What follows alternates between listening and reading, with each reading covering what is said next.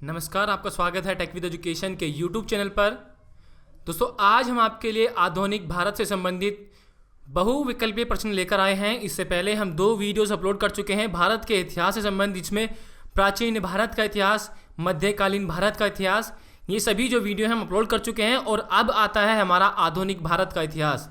तो इससे संबंधित जो है हमारे टॉप 30 क्वेश्चन जो है आज इस वीडियो में आपको बताएंगे और इनको अच्छे से आपको पढ़ना है। तो दोस्तों, अगर आपको वीडियो पसंद आए तो प्लीज़ इस वीडियो को लाइक कीजिएगा और इस वीडियो को आप लास्ट तक जरूर देखिएगा। और ये यूपी पुलिस एग्जाम की प्रिपरेशन करने वाले सभी स्टूडेंट्स के लिए मोस्ट इंपॉर्टेंट है। और आपसे कहना चाहते हैं कि अगर आप अभी तक हमारे चैनल से नहीं जुड़े हैं तो प्लीज़ सब्सक्राइब का बटन दबाकर चैनल के साथ जुड़ जाइए और इस बेल आइकन को भी दबा दीजिए। इससे आपको फ़ायदा ये होगा कि जब भी हम कोई नया वीडियो अपलोड करेंगे तो वो आपके पास पहुंच जाएगा। और अगर आप फ्री स्टडी मटेरियल डाउनलोड करना चाहते हैं तो आप हमारी ऑफिशियल वेबसाइट www.techvideducation.com से डाउनलोड कर सकते हैं। और अगर आप टेलीग्राम ग्रुप पर फ्री स्टडी मटेरियल पाना चाहते हैं तो इस वीडियो के डिस्क्रिप्शन में हमने लिंक दिया है, जिस पर क्लिक करके आप हमारे टेलीग्राम ग्रुप से जुड़ सकते हैं। टेलीग्राम ग्रुप का नाम है टारगेट यूपी पुलिस। चलिए, तो पहला प्रश्न आपकी स्क्रीन के सामने, कौन से यूरोपीय व्यापारी सर्वप्रथम भारत में आए? आपके पास 4 ऑप्शन है, ए डच, या बी पुर्तगाली, या सी फ्रांसीसी, या डी अंग्रेज। देखिए, सबसे पहले जो है पुर्तगाली यूरोपीय व्यापारी सर्वप्रथम भारत में आए थे। कौन आए थे?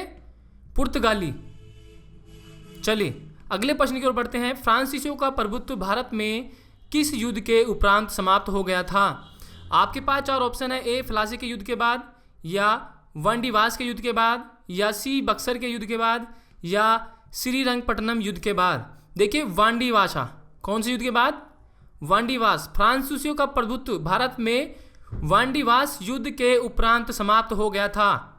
बी ऑप्शन, ठीक है, ये इसका सही उत्तर है। चलिए अगले प्रश्न की ओर बढ़ते हैं। अंग्रेजों के भारत आने का क्या मंतव्य था? आपके पास 4 ऑप्शन है, ए व्यापार, या बी धार्मिक, या सी अपनी श्रेष्ठता स्थापित करना, या डी तकनीकी प्रचार। देखिए, अंग्रेजों ने भारत आने का व्यापार, ठीक है, व्यापार मंतव्य था। उनका क्या था? व्यापार के प्रति वो चाहते थे कि यहाँ पर भारत में व्यापार करे। ये इसका ए ऑप्शन, ठीक है, ये इसका सही उत्तर है। चलिए अगले प्रश्न की ओर बढ़ते हैं। अंग्रेजों ने भारत में अपनी पहली फैक्ट्री कहाँ स्थापित की थी? तो देखिए, आपके पास ऑप्शन है, ए हुगली में, या बी मुंबई में, या सी सूरत में, या डी मद्रास में। अंग्रेजों ने अपनी पहली फैक्ट्री सूरत में, कहाँ पर? सूरत में स्थापित की थी, सूरत में, ठीक है, सी ऑप्शन इसका सही उत्तर है। चलिए अगले प्रश्न की ओर बढ़ते हैं। भारत में पहली फ्रांसीसी बस्ती कहाँ स्थापित की गई थी? देखिए, आपके पास 4 ऑप्शन है, ए चंद्रनगर में, बी सूरत में, या चिनसुरा में, या पांडिचेरी में। देखिए, भारत में पहली फ्रांसीसी बस्ती सूरत में स्थापित की गई थी। कहाँ पर स्थापित की गई थी? सूरत में। बी ऑप्शन इसका सही उत्तर है। चलिए, सूरत में सर्वप्रथम किसने अपनी फैक्ट्री स्थापित की? आपके पास 4 ऑप्शन है, ए अंग्रेज ने, या बी डच ने, या सी फ्रांसीसी ने, या डी पुर्तगाली ने। देखिए, सूरत में सर्वप्रथम अंग्रेजों ने अपनी फैक्ट्री स्थापित की थी। ये ए ऑप्शन इसका सही उत्तर है। चलिए अगले प्रश्न की ओर बढ़ते हैं। 1690 ईस्वी में कलकत्ता की स्थापना किसने की थी? आपके पास 4 ऑप्शन है, ए डुप्ले ने, या बी क्लाइव ने, या सी कोलबर्ट ने, या डी जॉब चौर्नाक ने। देखिए, 1690 ईस्वी में कलकत्ता की स्थापना की थी जॉब चौर्नाक जी ने। किसने की थी? जॉब चौर्नाक ने। ये डी ऑप्शन इसका सही उत्तर है। देखिए, जितने भी स्टूडेंट इस वीडियो को देख रहे हैं, अगर इन प्रश्नों के उत्तर आपको पता है तो आप नीचे कमेंट में हमारे जवाब देने से पहले उत्तर अपना दे सकते हैं, ठीक है, इससे आपकी प्रैक्टिस भी हो जाएगी। चलिए अगले प्रश्न की ओर बढ़ते हैं। नादिर शाह का आक्रमण किस मुगल शासक के काल में हुआ था? आपके पास 4 ऑप्शन है, ए उस्मान शाह के, या बी मोहम्मद शाह के, या बी शाह आलम के, या डी फर्रुखसियर के। तो देखिए, नादिर शाह का आक्रमण मोहम्मद शाह के, किसके? मोहम्मद शाह मुगल शासक के काल में हुआ था। नादिर शाह का आक्रमण, बी ऑप्शन इसका सही उत्तर है। चलिए, नादिर शाह का दिल्ली पर अधिकार हुआ। आपके पास 4 ऑप्शन है, ए 20 मार्च 1740 में, या बी 20 मार्च 1761 में, या सी 24 फरवरी 1739 ईस्वी में, या डी 20 मार्च 1739 ईस्वी में। तो देखिए नादिर शाह का दिल्ली पर अधिकार हुआ था 20 मार्च 1739 ईस्वी में। कब हुआ था? 20 मार्च 1739 ईस्वी में। डी ऑप्शन इसका सही उत्तर है।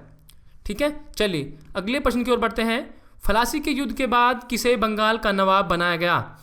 ए ऑप्शन मीर कासिम जी को, या बी ऑप्शन शाह आलम जी को, या सी मीर जाफर जी को, या डी सिराजुद्दौला जी को। देखिए फलासी के युद्ध के बाद मीर जाफर जी को बंगाल का नवाब बनाया गया था।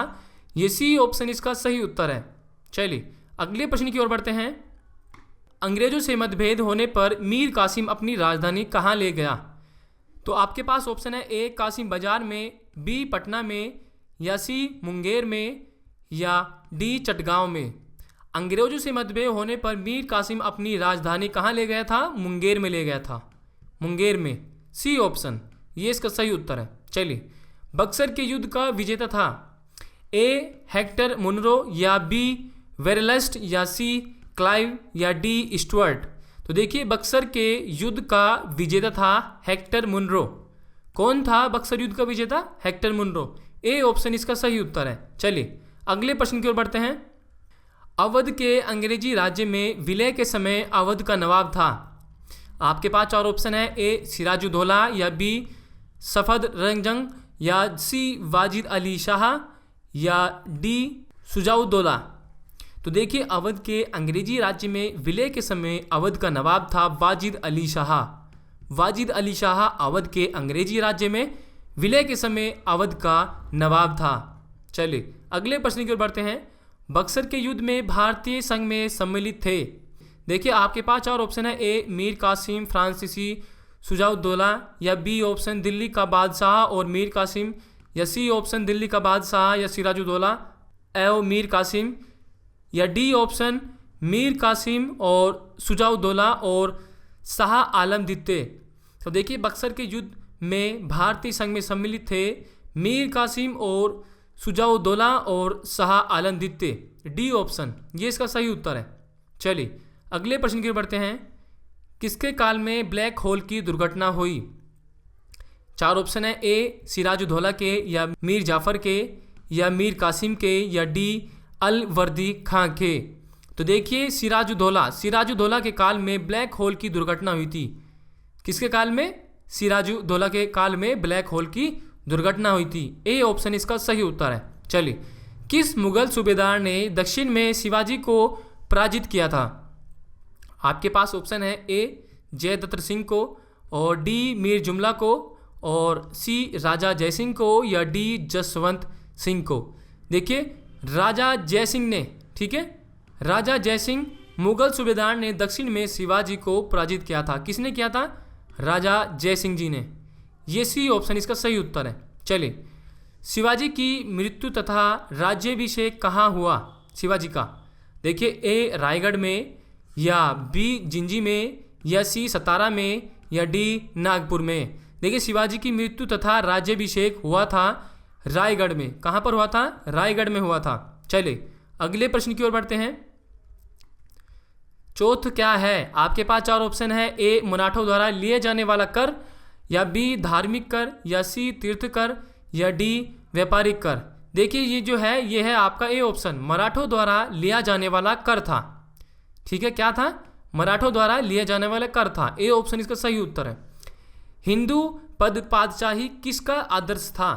4 ऑप्शन है आपके पास। बाजीराव प्रथम, या बाजीराव का आदर्श, या सवाई माधवराज जी के, या डी इनमें से कोई नहीं।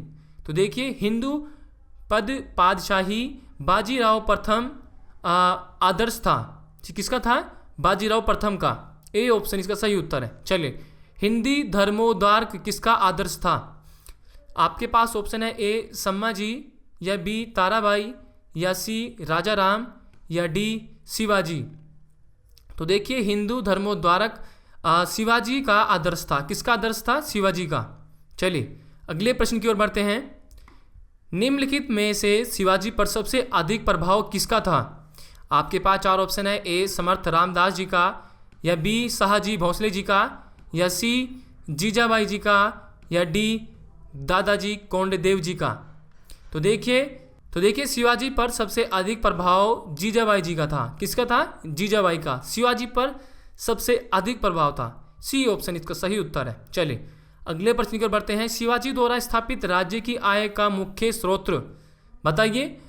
ए ऑप्शन सरदेशमुखी, या बी ऑप्शन चौथ, या सी ऑप्शन जकात, या आपका डी ऑप्शन जजिया। तो देखिए इसका बी ऑप्शन सही उत्तर है। शिवाजी द्वारा स्थापित राज्य की आय का मुख्य स्रोत क्या था? ये बी ऑप्शन, ये इसका सही उत्तर है। ठीक है, चलिए अगले प्रश्न की ओर बढ़ते हैं। पानीपत के तृतीय युद्ध में कौन सा मुस्लिम सेनानी मराठों की ओर से युद्ध में मारा गया? देखिए आपके पास ऑप्शन है ए इब्राहिम गर्दी जी, या बी दुंदी खां जी, या सी सादुल्ला खां, या डी इनमें से कोई नहीं।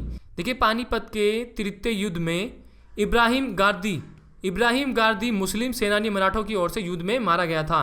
ये ए ऑप्शन इसका सही उत्तर है, इब्राहिम गारदी जी। चलिए अगले प्रश्न की ओर बढ़ते हैं। मराठों का सरदेशमुखी था।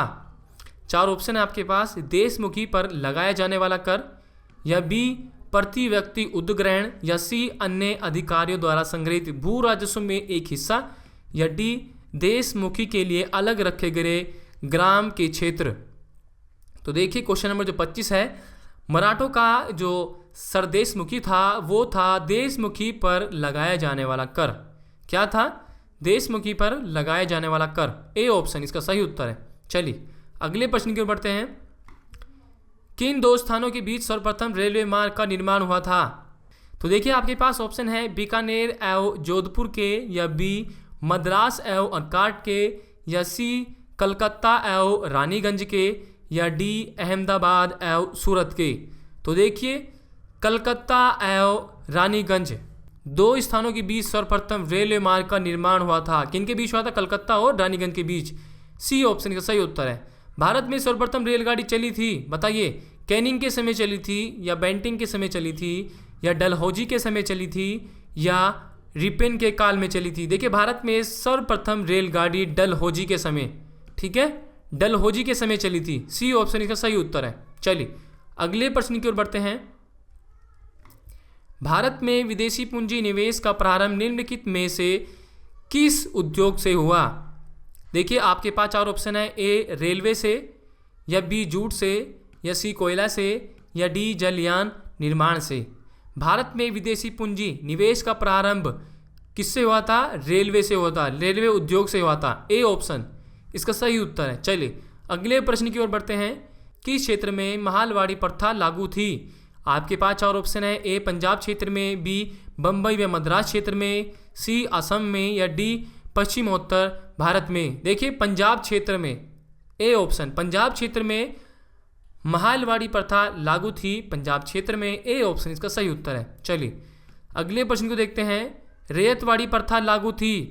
आपके पास ऑप्शन है। ए संयुक्त प्रांत में, या बी असम क्षेत्र में, या सी बम्बई एवं मद्रास में, या डी पश्चिमोत्तर प्रांत में। देखिए रैयतवाड़ी प्रथा जो थी वो बम्बई और मद्रास में लागू थी। कहाँ पर लागू थी? बम्बई और मद्रास में। तो देखिए इस तरह से जो है हमारे टॉप 30 क्वेश्चन जो हैं हो चुके हैं, और इसका जो सेकंड पार्ट है वो कल की वीडियो में आएगा, इसलिए आप उसको अच्छे से देखना। और ये जो है मोस्टली हम जो आपके लिए लेकर आए हैं आधुनिक भारत के इतिहास से संबंधित बहुविकल्पीय प्रश्न, ये आपके यूपी पुलिस एग्जाम के लिए मोस्ट इंपॉर्टेंट है, इसलिए आप इनको ध्यान से पढ़ लीजिएगा। तो अगर आपको वीडियो पसंद आई हो तो प्लीज़ इस वीडियो को लाइक कीजिए, कमेंट कीजिए, और इस वीडियो को अन्य दोस्तों तक भी शेयर कीजिए ताकि वो भी इसका लाभ ले पाएँ। तो मिलते हैं आपसे एक नेक्स्ट वीडियो में, तब तक के लिए बाय बाय। थैंक यू दोस्तों फॉर वॉचिंग माय वीडियो।